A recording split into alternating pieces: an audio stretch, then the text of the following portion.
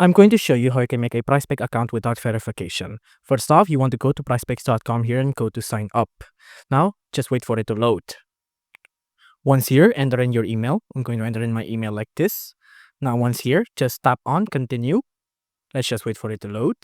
Now, on here, you can see there's going to be say something like, make sure this info matches your driver license. Don't worry about this. Just enter in your name. I'm just going to enter in my name here, John, and then Jones, like this, right? Tap on continue again.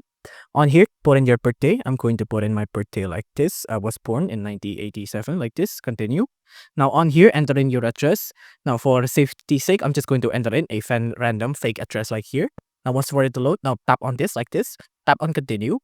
Now on here, create your password. I'm going to create mine. Make sure it has an uppercase letter, a lowercase letter, and also a symbol, right? So like this.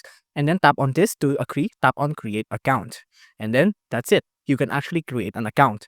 Now, the verification part of PrizePick is a couple of these, right? So like digits of SSN, but you don't actually need to fill that out, right? You can actually make your account already like this, right? Tap on cut it.